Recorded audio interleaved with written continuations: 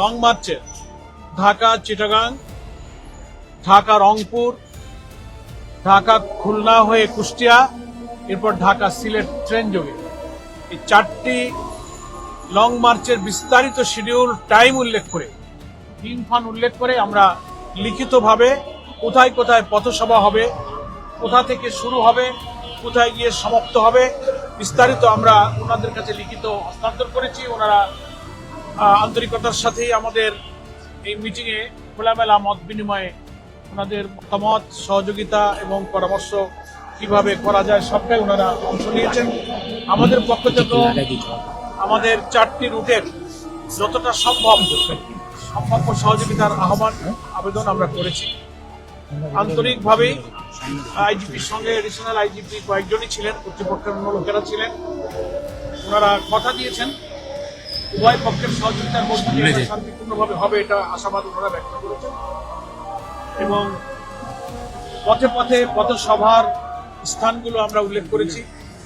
ঢাকার প্রথম দিনে যাত্রা শুরু হবে 5 তারিখ সকাল 7টায় অনেক আন্দোলনের স্মৃতি বিজড়িত চত্বর শাপলা চত্বর থেকে, প্রথম চট্টগ্রামের উদ্দেশ্যে।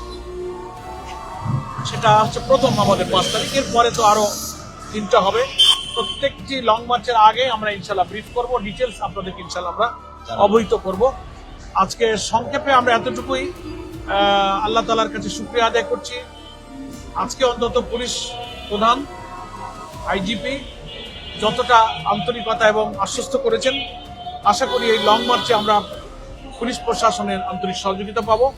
আর রুটের প্রতিটি জায়গায় জায়গায় স্থানীয় কর্তৃপক্ষ, পুলিশ, সিভিল প্রশাসন, 11 দলের রাজনৈতিক দলের নেতৃবৃন্দ সকলের সম্মিলিত সহযোগিতায় জনগণকে ব্যাপকভাবে অংশ নিয়ে এই লং মার্চ সফল করার জন্য আমরা প্রচেষ্টা চালাবো। এটা আপনাদেরকে ব্রিফ করলাম।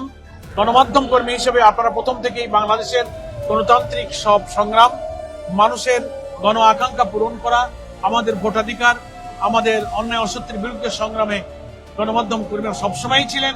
আশা করি 11 দলের এই সংগ্রাম, আমাদের ন্যায্য দাবি, জুলাই সনদের ভিত্তিতে অনুষ্ঠিত গণভোটের গণ রায় বাস্তবায়ন, এটা আমাদের এই দাবি, প্রথম দাবি। এরপরে তো দ্রব্যমূল্য, বিদ্যুৎ, জ্বালানি সংকট, সার সংকট, আইন শৃঙ্খলার অবনতি, অনেক জনদুর্ভোগ আমাদের এই লং মার্চের দাবির মধ্যে আছে।